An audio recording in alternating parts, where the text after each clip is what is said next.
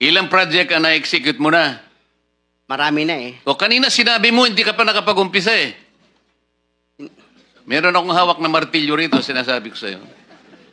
Bulilyaso na ang mga buhaya. Bistado ho ang nakakatakot na revelasyon tungkol po sa nangyayaring Blue Ribbon Committee hearing sa pangunguna ni Senador Marcolita. Yari ka dito, ngagbat. Damay ka dito. Walang ligtas dito si Tambaluslot at si Saldimo. Tambaluslot. Tambaluslos. Ya word talaga oh. Namo kwarta gidya. Mayong gabi, Visayas ug Mindanao. Magandang gabi Luzon, magandang gabi Pilipinas. Magandang gabi ho sa lahat ng mga Pilipino, mga OFW saan man panig ng mundo. Patuplok yung matang budlat ni Baki. Magandang gabi ho sa lahat ng mga Eskunyans, Duterte diehard supporters, Bantag supporters, sa lahat po ng mga KOGC, katutubo saan man panig ng mundo na laging nakasubaybay sa Bisdak Pilipinas. Maraming salamat po sa mga walang sawang pagsuporta. Maraming salamat sa mga nagpapakulay. Bitgoodson, maraming salamat po sa inyo.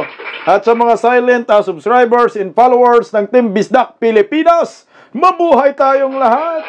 At syempre, magandang gabi rin ho sa lahat ng mga nandyan sa live comment section. Thank you so much po sa inyo. At maraming salamat sa super thanks, Imangan Merlinda. Ayan. Alam niyo po mga kababayan ko, grabe po itong gobyernong Marcos. Harap-harapan pong ginagago ang taong bayan. Iwan ko lang kaya kung hindi ho papalag ang mga ordinaryong Pilipino sa natuklasan po na sa kanina sa Blue Ribbon Committee ni Senador Marcolita. May umamin eh. Ano, okay lang to? No? Pag si Inday Sara, galit kayo, pero ito, my God, ano na ba ang nangyayari sa bansang ito? Ay, patuplok po, tara na. Ano bang inintay natin mga kababayan ko? Excited na tayo. Bista ka na! Walang losot ang mga krokodil dito. Durog sila kay Senador Marcolita. BBM tinamaan din po sa naturang hearing. Iyan ho, bumungad po ang 1.2 trillion pesos na pondo na budget para lamang sa flood control projects under Marcos admin. My God! Pira ng bayan na pupunta sa mga buhaya. Pahiya dito, singag ba dito? Oh. Eto na. DPWH Secretary umamin na. Umamin po sa ghost projects na nagkakalagang 9 billion pesos. 9 billion talaga. Small committee. Inuungkat din po ni Senator Mig Zubiri. Iyari po dito ang magkaibigang Tamba at Saldimo. Paniguradong matatapos ang kanilang maligayang araw ho dito. Ay nako, huwag lang po tabunan ito ng mga diversionary tactics. Wala na ho, sakuti na sila dito. Oh, heto, Marcolita uminit sa naturang hearing sa isang kontraktor. At ayon sa kanya, may hawak akong martilyo dito. Martilyohin mo itong mga kurakot. Kumanta ka na rin, hoy! Umpisahan agad natin ang galit ni Senador Marcolita. Patuplok po mga guys. Kababalaghan po ang nangyayaring ito. Narito agad mga kababayan ko. Gawa na kayo ng gawa ng project, DPWH. DBM, bigay ng pondo. Pero yung opisina na mayroong pananagutan na na-integrate, i-connecta lahat ng inyong ginagawang flood control. Natutulog pala. Hindi pala nyo kinukonsultan. Hindi pala kayo magkakakilala. In executing all these flood control projects, did you ever, either your district engineers or regional district offices ever coordinated with the River Basin Control Office? Yes, Mr. Chairman. Let me explain a little No, bit. the answer Yes. is, the question is answerable by yes or no. Patay There ka. is a different. Have you ever coordinated with this obscure office called River Basin Control Office? I will explain to you why I'm asking this. It has a very, very significant relation to the subject matter of today's inquiry. Yes, Mr. Chairman. This River Basin Control Office was created by Executive Order 510.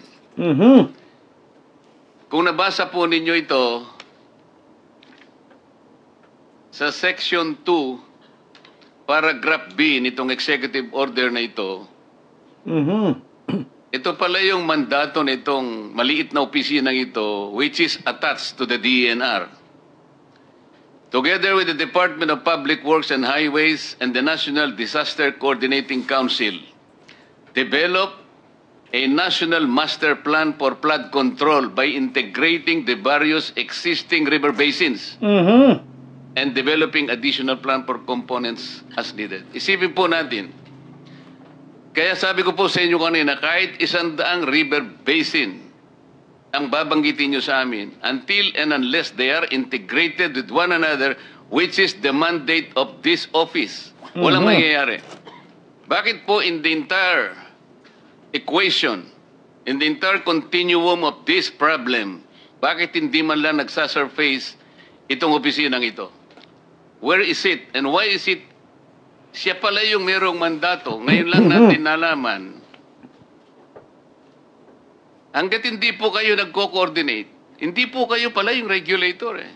Correct. Meron pang isang Executive Order number 816. Sabi po niya rito, referring again to the River Basin Control Office. Whereas, sabi niya, the integration and harmonization of various government mandates and resources. Kasama na po kayong lahat dyan. In the provision of safe and clean water supply and effective flood control management for the entire country is emphasized in the medium-term development plan. Yeah, Ang laki right. pala ng mandato nitong opisinang ito. Bakit po, Mr. Director General, did we invite the representative from this office? Kumbaga, yung palang pinaka susi ng lahat ng ito. Gawa na kayo ng gawa ng project, DPWH, Exactly. DBM, bigay ng pundo. Pero yung opisina na mayroong pananagutan na pag nai-integrate, i-connecta lahat ng inyong ginagawang flood control. Natutulog pala. Hindi pala nyo kinukonsultan. Hindi pala kayo magkakakilala. Patay kayo dyan. Kailangan managot din po itong Department of Budget and Management kasi nga sila nagbibigay ng pondo, bigay ng pondo. Hindi nila tiningnan ano nangyayari sa binigay nilang pondo. Dapat ito makulong lahat kasama kanyor. Lahat kayo. Tuloy oh. So talaga pong walang mangyayari sa lahat ng project. Dito po, matibay na po ang kawalan po ninyo ng coordination dito. Bakit po nagaganon, Secretary? Why is it that we have already seen, as of today, there is no semblance of coordination with this office? Why? Patay. Unfortunately, Your Honor, I think this is one of the challenges that we have to face. Diyos ko. I'm not about to ask you about the challenges. We have The coordination actually. challenges. The But- coordination seems to be not really in the right one, Mr. I admit, Mr. Chairman, that we have not had any significant coordination at this point in time. with There was the no office. coordination at all. You started from the wrong foot. Kaya po pala ganito ang nangyayari. In the next hearing, we would like to know from this office, bakit po sa kabila ng lahat na ito pala ang kanyang pinakamandato, hindi niya nakuwang i-coordinate sa DPWH, sa DBM, and all agencies na may kinalaman para solusyonan ang pagbaha sa bansang ito. Siya yung nawawala sa the entire question. Grabe, no? Ibig sabihin yan, pinabayaan lang talaga nila ang flood control. Kumbaga, naglabas ka lang ng pundo, paglabas ng pundo, binigay sa DPWH, pagbigay sa DPWH, bigay sa mga buhaya, bigay sa mga kontraktor, wala na, hindi na sinusundan. Kaya ang problema, nagkalit-silitsi po ang Pilipinas ngayon. Mantakin mo yung trilyonis, bilyonis na pondo ng bayan, parang wala silang pakialam, bahala kayo dyan, nandyan yung pira. Bumaha tayong lahat. Ito po yung mukha ng Pilipinas under Marcos admin. Kaya ako, kailangan managot po kung sino yung mga ahensya, simula ng nagpasa ng budget na ito, nagbigay ng budget na ito, nag-implement, no, pagdating sa proyekto na, may nagawa ba, sinong mga kongresista, mga yusik, asik, hanggang sa presidente dapat managot, may parusa po itong mga to, no? Kasi mga kababayan ko, hindi ho biro itong pera na pinag-uusapan natin ngayon. Bilyonis, trilyonis po ito. Ito, tingnan mo, galit na galit dito si Kong Marcolita sa isang kontraktor. Gusto niya ng paluhin ng martilyo. Pakinggan natin, oh. Hindi natin pinag-uusapan yung hardware mo. Ang pinag-uusapan natin, flood control projects. Tinatanong ka kanina, sabi mo, hindi ka pa nagkapag-umpisa ng flood control projects. Labo-labo na yan, Paano ka kinabahan na. nagkaroon ng lisensya? Paano ka naging quadruple A? At lalong mahalaga, paano ka nasama sa 15? Gumawa na tayo ng flood control project. O ngayon gumawa ka na naman. Ano ba talaga yung totoo? Yari ka, may bumulong eh. Baka hindi ka makauwi sa araw na ito. Nagsisinungaling ka na naman eh. Buti nga, nakauwi pa Ang yan. sinabi ng Pangulo, kasama ka sa 15. Tama, Mr. Huwag mong Chair. mamaliitin ito. Pagkatas dito, aartihin mo kami, sasabihin mo, hindi ka pa nagumpisa ka isang hardware. May problema dito eh. Ano lang yan, history lang yung sinasabi ko, Mr. Chair. Ano na yung totoo? Yung totoo, may lisensya na tayo na quadruple A ngayon. O ngayon nga, ngayon meron ka ng quadruple. Yes, Mr. Chair. O, ilang project ang na-execute mo na? Kabuyoy-buyoy na, oh. Marami na eh. O kanina sinabi mo, hindi ka pa nakapag-umpisa eh. Meron akong hawak na martilyo rito, sinasabi ko sa'yo. Martilyohin mo yan. Alam nyo po yung kontraktor na yan, hindi ako naniniwala na lehitimo siyang kontraktor. Hindi ako naniniwala na siya ang may-ari ng construction company. Para sa akin ha, yung ganong mukha, para mang tambay lang ho ito. Tingnan mo natin ha. Hindi natin... Tingnan mo ha. Kontraktor ba yan? Kumino. Hindi yan kontraktor. Parang utusan lang po yan. Natusan lang bumili ng suka. Naisip nyo ba yung nasa isip ko? Mga nandyan sa live comment section. Hindi yan kontraktor. Dami yan. Dami yan ng mga buhaya. Dami yan ng mga kurakot ng mga kongresista. Ginamit lang ho ito. Yun yung sana palawakin pa ang investigasyon. Sino itong taong ito? Siya ba ang may-ari? Kasi nagkabulol-bulol siya yan eh. Narinig nyo, may nagkukot, nagkabuyoy-buyoy oh. Ito ay isa siguro sa mga dami ng mga kongresistang kontratista na ayon nga po ni kay Mayor Magalong, no? Itong mga kongresista, gumagamit po ito ng mga kamag-anak nila. Kung hindi kamag-anak, mga kaibigan nila, na pwedeng sila ang magiging parang lumalabas na kontraktor. Pero kontrolado pa rin yan ng kongresista. Kasi ikaw, kongresista ka, nakakuha ka ng bilyonis na flood control projects.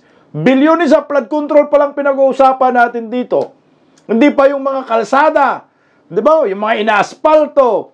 Hindi pa yung mga infrastructure, mga building, wala pa yung mga tulay. Flood control projects pa, awards, tiba-tiba ng mga buhaya dito, ha? Pwedeng ginagamit lang nila eh. Kasi pag ikaw kongresista, ako, akin pondo yan. Sa distrito ko. So, siyempre, maghahanap ako ng mga kontraktor pa para makinabang sila. Hindi. Maghahanap na lang ako ng kamag-anak ko gawin kong kontraktor, idami ko, iparehistro ko, tapos pag bidding sila, sa kanila ibibigay ang award, i-award ko sa kanila yung ganitong klaseng proyekto. So sa kanila nga lahat ng pira eh. Ang masaklap dyan, kung hindi substandards, ghost project pa. Kung hindi tinipid ang mga proyekto, wala kang makikita, multong proyekto pa talaga. Yan ang buhay natin ngayon under Marcos admin. Para sa akin, hindi po siya kontraktor. Yung mukha nito, katulong. Sino ba mo? Saldi mo? O, si Tambaloslos. Ayan o. Yan yung mga modus ngayon under Marcos admin at napabayaan lang ito ng gobyerno. Sino ba yung nasa likod ho nito? Sino bang nagpauso ng pangungurakot ng sobra-sobra garapalan ng muka? Kailangan managot. Gaya ho nito, di napahiya rin si Bongbong Marcos dito sa naturang hearing ni Senator Marcolita. Bakit ho? Mamaya na natin ilabas yung pag-amin ni Bunuan patungkol dyan sa awards na flood control projects na ghost project. Nasaan ba yun? Mamaya ipipli natin. Pakinggan muna natin si Senator Marcolita. Tingnan nyo ho, hindi ba ho, pahiya ka dito ng naglabas ka ng datos, pero ito, kinukurik ngayon ng ni Senador Marcolita. Ayan o. Ito, pakinggan po natin. Panoorin natin. Next page, yeah. The total cost of all of the projects since July 2022 until today is 545 billion pesos.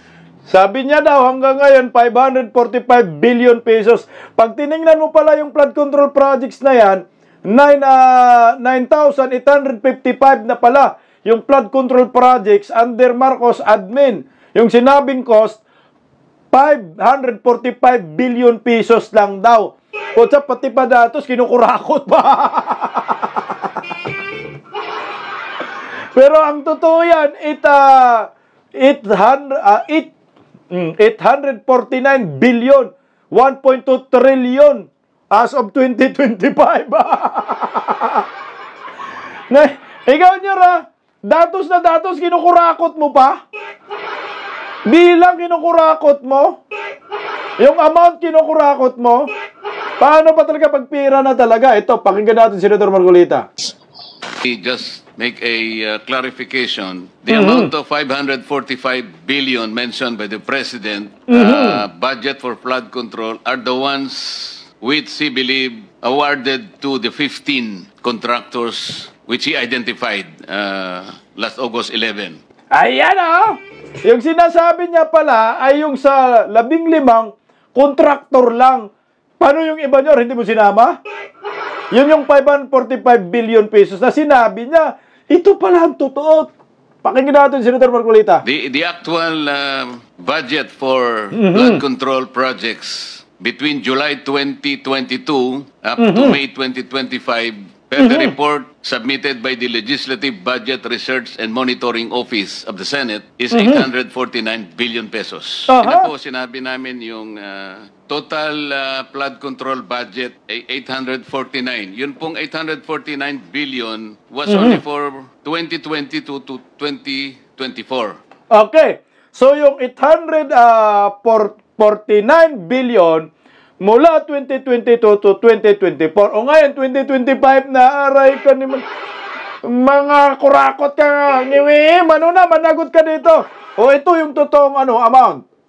Ang total po from 2022 to 2025 is actually 1,200,308,300,000 or 1.2 trillion pesos. My God! Boom! Mag-resign ka na, ni Malo. Iyan ang totoong numero. Tingnan mo, nambudol pa, nahiya pa magsabi ng totoong halaga ng flood control projects under sa kanyang administrasyon. Ganito tayo, ginago ho. Palakpakan natin si Senador Marcolita. Ito yung totoong datos. Under Marcos admin, mga nasa higit kumulang mga 10,000 flood control projects na, puro ghost nga lang, mga substandards, ay umabot na po sa 1.2 trillion pesos. My God! 1.2 trillion pesos? Flood control projects pa lang yan. Tapos baha pa rin tayo. Wala pa yata sa 1/4 yung pondo ni Pinoy at pondo ni Tatay Digong sa flood control na walang baha sa pondo ni BBM na 1.2 trillion pesos na ngayon lubog sa baha ang buong bansa. Dapat managot ang presidenteng ito. Dinaya pang numero, ha? Dinaya pang datos, ha? Ayan ang maliwanag. 1.2 trillion pesos ang inilaang pondo ng gobyernong Marcos mula 2022 to 2025 para lamang sa flood control projects. Mahiya naman kayo, mga buhaya kayo. Sino ang nakinabang sa flood control projects na ito?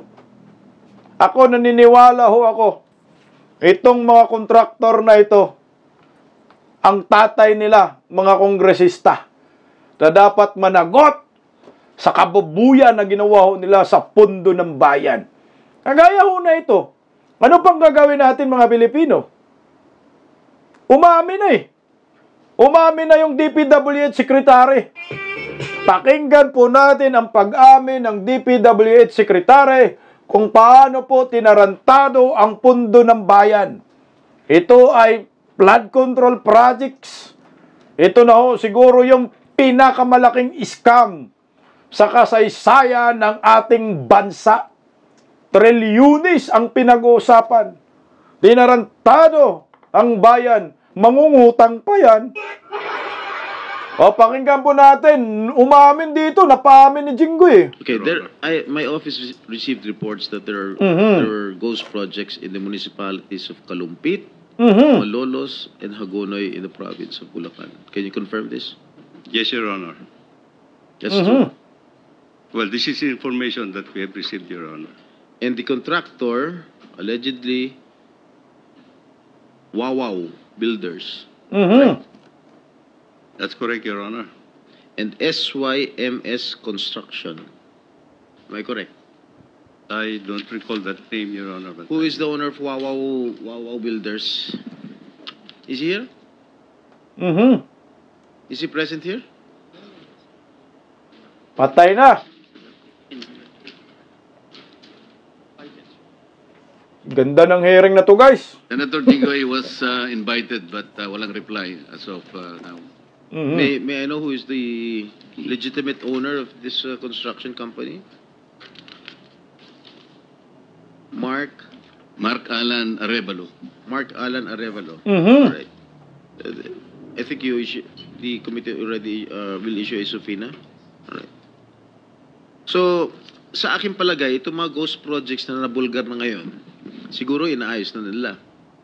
Tama? Para hindi malata na ghost. And I don't think that they will have that capability anymore, Your Honor, because I think if these were ghost projects in the first place, they would not have delivered the time actually to do anything at this point in time. The records will show that if there is no project at all that was implemented, and payment has been made, it's on. Tapos na, nasunog na yung pera natin. That's actually. Alright, magkano ang anomaly. in-award dito sa mga sa Wawaw Builders? I don't have the figure right now, Mr. Chair, but I think it's predominantly. No. Meron mga figures dyan. Huwag niyo ako lulukoyin dito. Labas niyo kung magkano yung in-award nito sa Wawaw Yari si Bunuan dito. Builders. Mga ghost projects. We'll wait for it.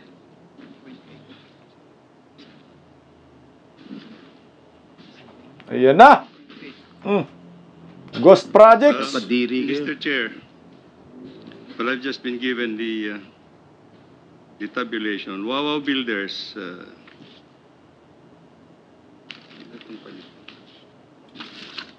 Wala na, nagkadalit-silitsin na. The number of projects, the total projects, total cost of the projects that have been implemented is 9 billion. Diyos ko!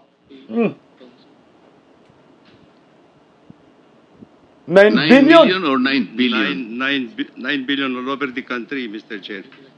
But Grabe. let me just point out, in Bulacan alone, Wawaw Builders had 85 projects amounting to 5,971,811. In Bulacan alone. 9 billion ghost projects under Marcos admin. Ang galing mo, Nyor. Isa kang hinyong presidente. Kagi, oh. Isipin mo yan. 9 billion ghost projects sa Bulacan pa lang yan, na isa pang kontraktor yan. 9 billion na. Yung sunog, damage, na pira ng bayan na pinabayaan ng gobyernong Marcos. Yung Inday Sara Duterte, yung pinaghimuntukan ng galit ho ninyo. Nakarma ho kayo.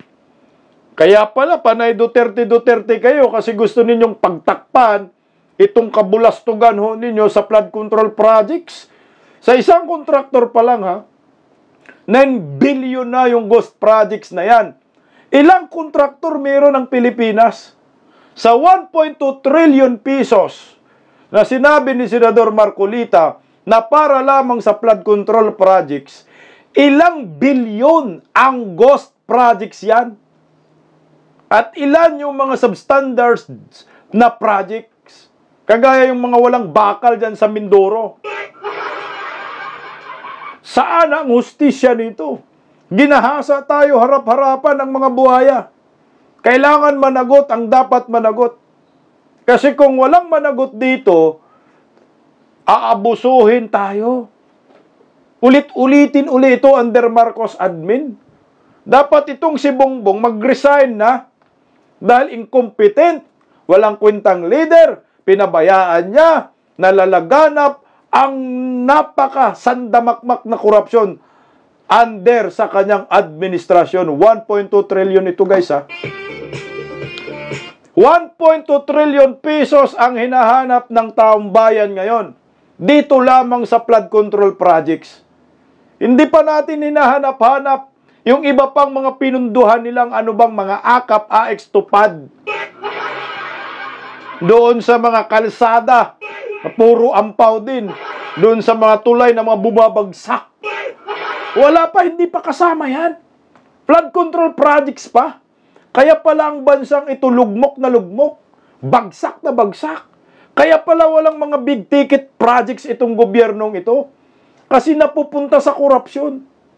Sa edukasyon, walang pondo. Office of the Vice President, walang pondo. Kasi nga, kinukurakot ng mga buhaya na nasa gobyerno. Ang tanong, may managot ba ito? Sino ang mananagot? Kasi, hindi ako papayag nang managot lamang nito ay kongresista. Hindi ako papayag nang managot lamang ito ay mga kontratista. Hindi ako papayag nang managot lamang nito ay itong si Bunuan, DPWH. Dapat kasama kayo dito, diyan sa palasyo. Bongbong Marcos, managot ka dito sa bayan. Bakit hinayaan mo po ito? 3 taon kaming ginahasa ng mga buhaya. Kung hindi lang bumagyot, bumaha. Kung wala pang super typhoon na napaka sunod-sunod na super typhoon, hindi madidiscovery ng taong bayan na talagang walang flood control projects. Mantakin mo, 5,000 yung sinabi, umaabot na pala na higit kumulang 10,000 yung flood control projects at umabot sa 1.2 trillion pesos. Pasalamat tayo sa kalikasan kung ganun. Kasi kung walang mga super typhoon, hindi man sila batikusin eh. Hindi naman natin sila i-criticize. Di ba ho? Lagi natin sila kinikriticize pag bagyo. May super typhoon. Dahil binanggit sa bunganga ng presidenteng ito na meron siyang flood control. Pero bahang-baha pa rin. Sabi may flood control projects. Kaya ako sa akin, mukhang masama man magdasal na may bagyo, pero mukhang ang kalikasan na po ang tumulong sa atin na mamulat ka. Gumising ka. Binagyo na nga namin kayo, tulog ka pa. Binaha na nga namin kayo, ngiwiim ka pa rin. Ngiwiim! Ngiwiim! Nagpaulan na nga kami ng napakaraming ulan para makita ninyo na walang flood control projects. Galit pa rin kayo kay Inday Sara. Ang totoong dapat kagagalitan itong mga buhayan na sa gobyerno. Inayaan lang ni Bongbong eh. Hindi ko ba alam bakit ganun. Tatay ka, pero ito kami ngayon. Ang pundo. Kawawa naman yung mga taxpayer, mga OFW. Harap-harapan tayo. Tinarantado ng mga buhaya. Lalo na dyan sa Kongreso. Kayong mga nasa DPWH, kumanta po kayo. Ako para sa akin, bunuan. Alam namin na hindi ikaw yung pinaka-utak nitong lahat na ito. Alam namin mayroon pang nasa likod ng kababalaghang ito sa pundo ng bayan. Marami sa Kongreso. Alam ko marami din sa Palasyo de Polvoron. Tingnan mo ito okay ako dito kaya Gatchalian. Dapat nga zero budget na lang itong DPWH sa flood control. Kasi nga walang silbi, walang saysay. Ngayon hinahanap natin 1.2 trillion pesos. Pupunduhan pa talaga nila. My God, ito pakinggan natin. Hindi ho kami magdadalawang isip, i-zero ho to at ilagay na lang ho sa mga eskwelahan kung ang itong flood control ay magiging ampaw lang na flood control at hindi magiging epektibo. Kaya ang aking pakiusap po kay Secretary Bonoan, tama na ho yung paulit-ulit na problema. Dahil nasasayang po yung ating pera. Alam niyo po, yung may problema dito, hindi lang si Bonoan Yung may problema dito yung presidente. Dahil hinayaan niya yung mga kongresista gumawa-gawa ng kababalagan. Meron bang nakasuhan? Wala. May pinangalanan bang Pangulo? Wala. Kaya araw-arawin po natin ito. Hindi po pwedeng mawala ang isyong ito. Kami rin po sa Valenzuela, hindi rin po kami ligtas sa pagbabaha. Grabe dyan, sa Bibi. 2024 kami rin po ay nagkaroon ng halos 2,000 na mga evacuees dahil binaha po kami sa Bagyong Karina. This year, another 2,000 rin po dahil binabaha kami ulit. At sa pag-ikot ho namin sa iba't ibang parte ho ng ating bansa, katulad po sa Bulacan, sa lalawigan po ng ating majority leader, Tulumpit at sa Hagonoy, ganun rin po ang nararanasan ho nila. Hindi lang isang beses, hindi lang dalawang beses, napakatagal ho, dekada na yung nararanasan ho nila sa baha. At kaya ho ang aking pakiusap kay Secretary Bonoan, dahil nandito ho siya, this 2026, hindi na ho pwedeng business as usual. Hindi na ho natin pwedeng ulit-ulitin yung ginagawa ho natin sa loob po na napakaraming taon na. Nakita ko ho, this 2026 budget, meron na naman 274 billion pesos for flood control. 30 billion. Hindi ho kami magdadalawang isip, i-zero ho to at ilagay na lang ho sa mga eskwelahan kung ang itong flood control ay magiging ampaw lang na flood control at hindi magiging epektibo. Dahil kung gagastos ho tayo ng 274 billion sa ampaw at hindi epektibong proyekto, ilagay na lang ho natin sa paaralan dahil yan po yung aming pinaglalaban ni Senator Bam Aquino para po makumpleto na ho natin ang pagkukulang ho natin sa ating paaralan.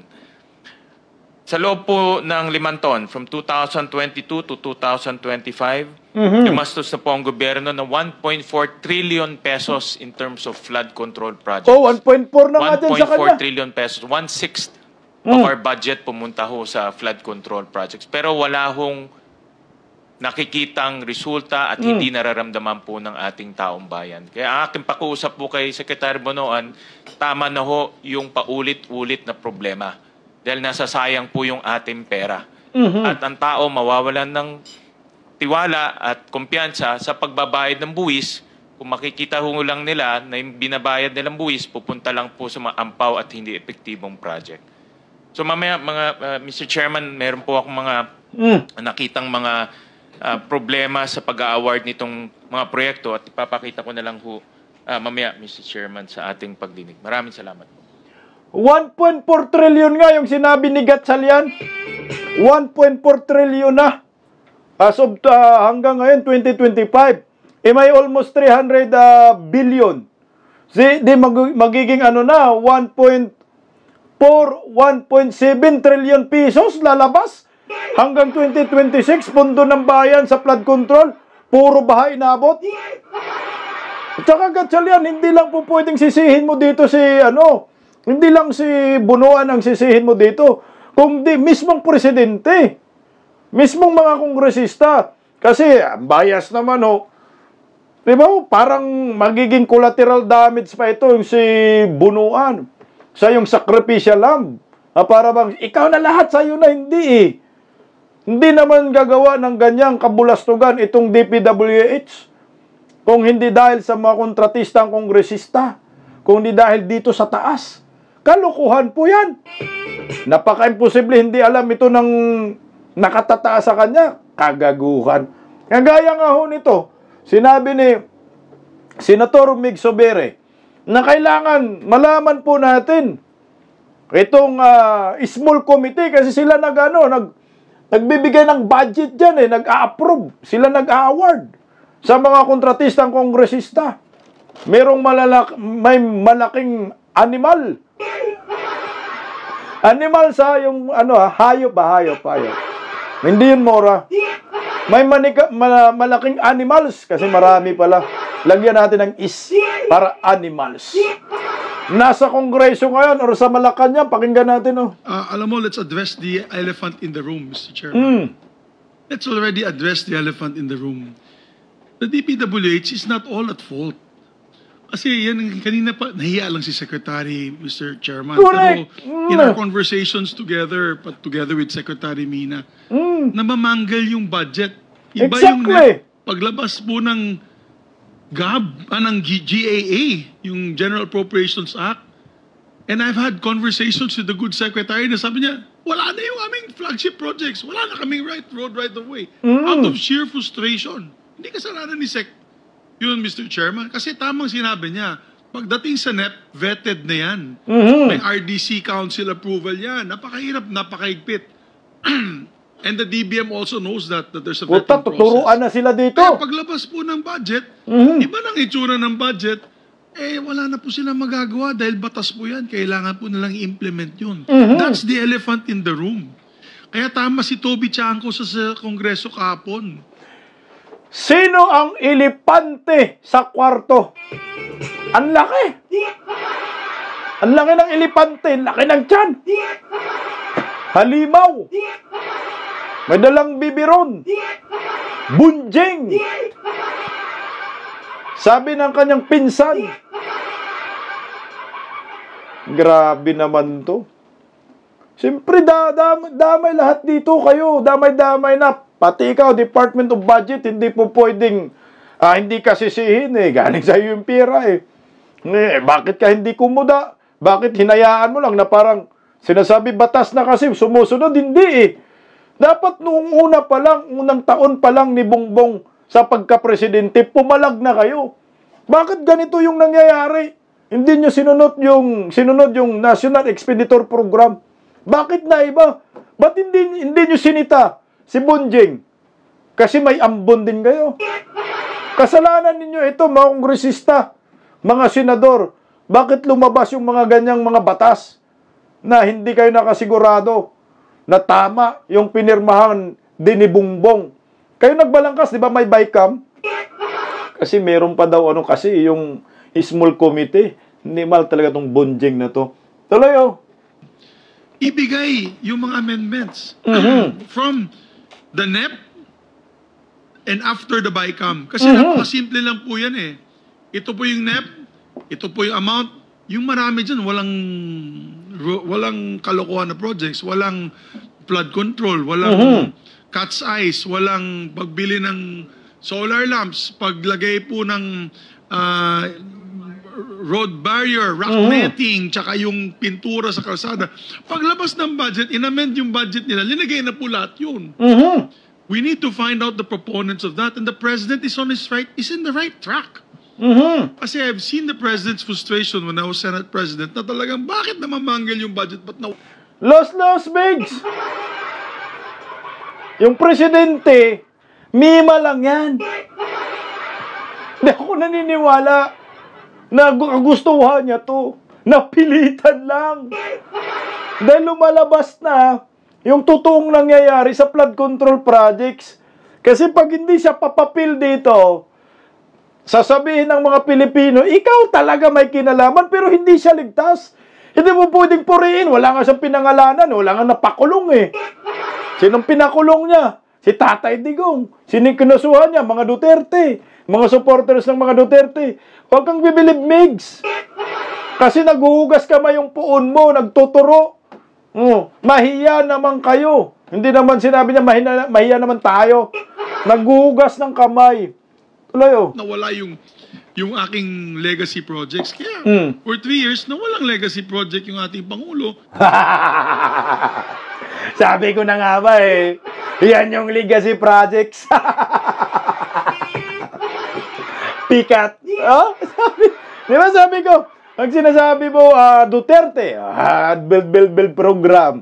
Malalaman mo yung mga matutulay, kalsada, mga coastal road area, lahat, subway, mga relays. Maalala mo talaga si Digong pag sinasabi mong Duterte. Pag sinasabi mong Bongbong Marcos, gusto niya maalala flood control. Ayan ang flood control projects mo, legacy nyo. Puro ghost. 1.4 trillion na daw, sabi ni Gatchalian yung budget. Ghost projects. Walang matinong proyekto. Wala na, kamalas. Dahil nga, siguro there was a free hand. And we're all guilty, no? Both House and the Senate. Dapat managot kayo. I think, huwag na tayo magsanto-santo dito. Ilabas na natin yung listahan. Sino ba nag-amend yan? Correct! Ilabas nyo! Ba't ayaw nyo ilabas? Small committee ni Bonjing. Ano ilalabas yung small committee nandyan? Lahat ng mikos-mikos nila malalaman, ha? Talaga namang ginabaan sila ni Tatay Digong dito. Ginabaan sila ni former President Duterte. Ito yung maliwanag dyan. Ginabaan sila ni Inday Sara. Gaba, diligod magsaba. Ito na yung gaba. Nanggagalaiti kayo sa 125 million, pero ito 1.2 trillion na nga. Sabi ni Marcolita, 1.4 trillion. Sinabi naman ni Gatchalian, 9 billion. Isa lang contractor na yun, puro ghost projects. 9 billion ha. Paano pa yung ibang mga contractor na yan? Animal, kawawang Pilipino, kaya walang asinso ang Pilipinas. Kung ganitong klase ang pamumuno ng isang Pangulo, Diyos ko, in the next 3 years, lugmok na tayo, baon pa tayo sa utang.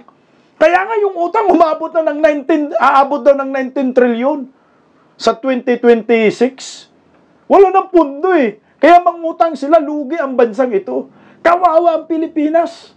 Ano ang mangyayari sa atin? Yung next generation, puro nababaon tayo sa utang. May pundo nilalabas taon-taon, pero hindi napunta sa tama. Flood control parang ito pinag-uusapan. Ang masaklap niyan, yung pundo na yan, inuutang pa. Inuutang nila. Nautang na rin natin. Utang ng ina nila, utang na rin ang ina natin. Wala na, labo-labo ng Pilipinas. Utang nila, utang din natin. Kaya kawawa yung mga OFW sa ibang bansa, pwede ba mag-migrate na lang tayo? Or Tatay Diggs, uwi ka na lang sa Pilipinas, Tatay Diggs. Ano na tayo? One Mindanao na lang? Bahala na lang si Bongbong sa Luzon at Visayas. Kung sinong sasama sa Mindanao, okay na tayo, sama na sa atin.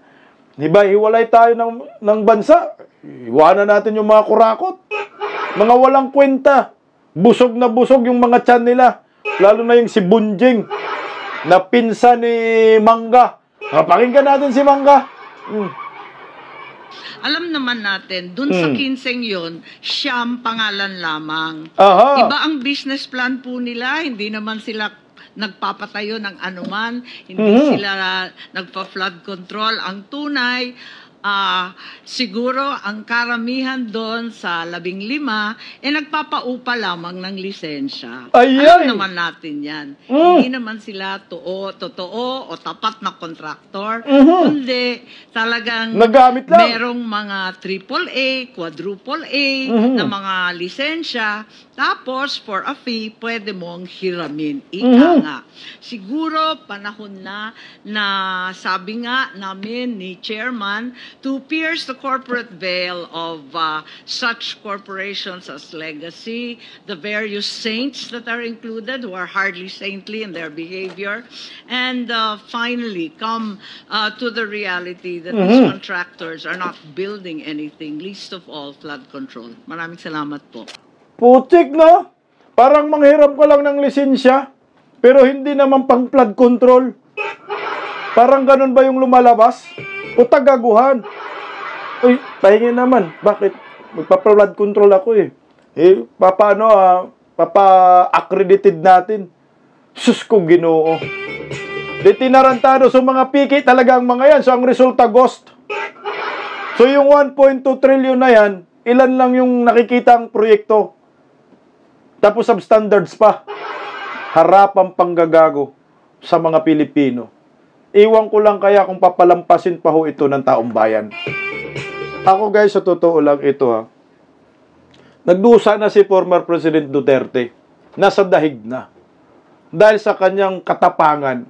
Dahil sa kanyang pagsisiwalat. Yung ginto, si Tatay Digong ang nagsiwalat. Baykam, si Tatay Digong. Pero ito, pinarusahan siya na sa dahig. Sana man lang nakaduplicate si Tatay Digong ng mga magagaling na leader. Kaya pasalamat tayo kay Senador Marcolita, ang tapang niya. Sana yung ibang mga senador, wag din po kayong matakot. Ipagpatuloy nyo po ang investigasyong ito. Kailangan po ito ng taong bayan. Trilyonis ang pinag-uusapan, magulat-gulat ho tayo. Kung hindi nagkaroon ng Blue Ribbon Committee hearing patungkol dito sa flood control, hindi natin malalaman na trilyonis na pala ang pondo sa flood control. Umabot na nga sa 1.2 kay Marcolita, 1.4 kay Villanueva. So pagdating ng 2026 kasi meron man ng almost 300 billion na pondo para sa 2026. So 1.7 under Marcos admin, 1.7 trillion pesos. Tapos puro mga ghost. Na dapat magbayad po dito ang may mga kasalanan. Kahit presidente ka, wala kang ligtas dito. Alam nyo ho, kung may kahihiyan lang ito si Bongbong Marcos, negligence niya po ito. Kailangan niya pong mag-resign. Wala siyang ngipin, wala siyang tapang para sagupain itong mga kurakot, itong mga kontratista. Bakit ba hindi niya pagalitan? Bakit hindi niya makasuhan? Bakit hindi niya mapangalanan? Bakit okay lang sa kanya ito? Meron bang lagay, Mr. President? Nagtanong lang ha. Kasi kung totoo yung ipinaglalaban mo na managot ang mga kurakot, hindi sana meron ka nang tinanggal dyan sa DPWH or sana man lang nasuspindi man lang. Isuspindi namin kayo. Kasi nga, ito kababalaghan ninyo. Itong sa Bulacan, 9 billion na sinabi, umami na. Itong si Bunuan, ghost projects. Anong gagawin natin? O si Bunuan, nakatayo pa rin. Sekretary pa rin. Hindi ba po pwede suspindi muna yan? Tapos mag-imbestiga, ha? Ito yung masakit sa gobyernong ito dahil walang nag-iimbestiga. Unlike noon kay former President Duterte, merong Presidential Anti-Corruption Commission na kahit sumingaw lang kaunting baho mo sa corruption, tanggal ka agad kay Tatay Digong dahil meron na nag-iimbestiga. Presidential Anti-Corruption Commission. O anong nangyayari? Papanumpa lang ng UM, tinanggal agad yun. Presidential Anti-Corruption Commission. So anong nangyayari nga? Unli kurakot ang gobyernong ito. Hindi lang si Bunuan, hindi lang kongresista, hindi lang kontratista, kundi kasama yung mga nasa Malacanang Department of Budget, managot din po kayo sa taong bayan. Dapat may makulong sa inyo at maparusahan. Hindi ho po pwedeng papayag ang taong bayan, mga taxpayer, na gaguhin lang ang pondo na hindi pera ng mga politiko, kundi pera nating lahat galing sa taxpayer. Anyway, congratulations po Kong Marcolita. Mabuhay po tayo mga Pilipino na nandyan sa comment section, sa mga nagpapakulay, mabuhay po kayo. Nakikita ko po kayo, nagko-comment po kayo. See you po muli bukas. Good luck sa ating bansang ito na pinamunuan ng malaking elipanteng buhaya. My God.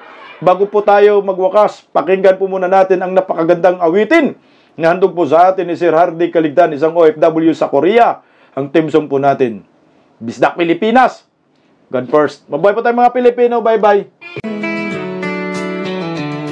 Paggising sa umaga, tanghali at gabi, nakikita ko ang post niya, ang hapdi.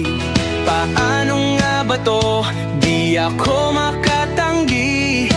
Watch ko na lang at isipin ng mabuti. Bisdak Pilipinas. Bisdak, tinig ng katotohanan. Sa bawat vlog may laban sa kasinungalingan. Mulat ang mata, gising ang masa. Bisdak Pilipinas, para sa bayan, gumigising sa diwa. Sa likod ng kamera, tapang ang dala, walang sinasanto kung mali ang gawa.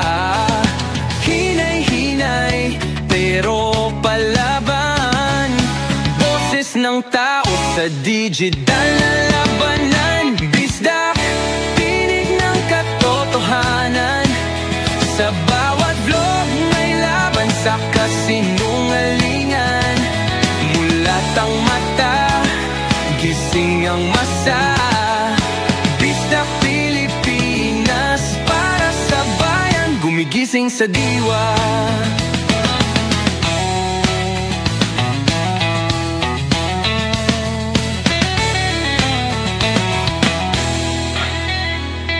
Hindi artista, hindi politiko, pero ang katotohanan, sigaw niya ay buo.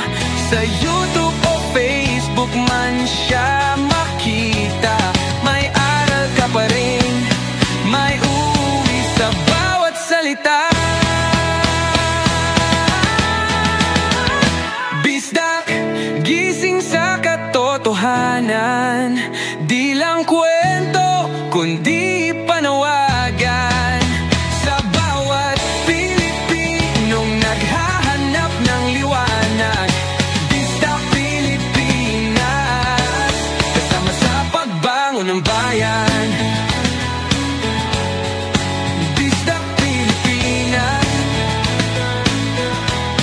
boses ng masa.